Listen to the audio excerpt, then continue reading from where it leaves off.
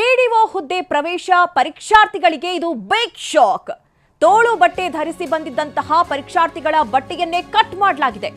ನೋಡಿ, ಇವತ್ತು ಪಿಡಿಒ ಹುದ್ದೆ ಪ್ರವೇಶ ಪರೀಕ್ಷಾರ್ಥಿಗಳು ಎಕ್ಸಾಮ್ ಬರೆಯೋಕೆ ಅಂತ ಹೇಳಿ ಆಗಮಿಸಿದ್ರು. ಆ ಸಂದರ್ಭದಲ್ಲಿ ಆದಂತಹ ಘಟನೆ ಇದು. ಅರ್ಧ ತೋಳಿನವರೆಗೆ ಬಟ್ಟೆ ಕತ್ತರಿಸಿ ಒಳಗೆ ಬಿಟ್ಟಿದ್ದಾರೆ ಸಿಬ್ಬಂದಿ. ಹಾಸನದ ಎವಿಕೆ ಕಾಲೇಜು ಕೇಂದ್ರದಲ್ಲಿ ನಡೆದಿರುವಂತಹ ಘಟನೆ ಇದು.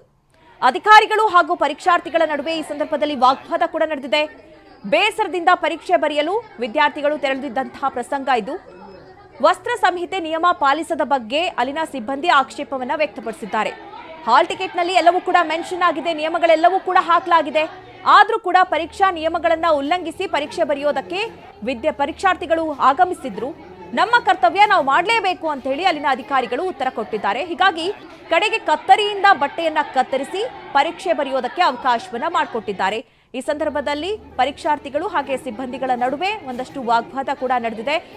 ಅದಾದ್ಮೇಲೆ ಅರ್ಧ ತೋಳಿನವರೆಗೂ ಕೂಡ ಬಟ್ಟೆ ಕತ್ತರಿಸಿ ಕರ್ತವ್ಯ ನಿರತ ಸಿಬ್ಬಂದಿಗಳು ಅವನ್ನ ಪರೀಕ್ಷೆ ಬರೆಯೋದಕ್ಕೆ ಅನುವು ಮಾಡಿಕೊಟ್ಟಿದ್ದಾರೆ. ಆ ದೃಶ್ಯಗಳನ್ನು ಕೂಡ ಗಮನಿಸ್ತಾ ಇದ್ದೀರಿ.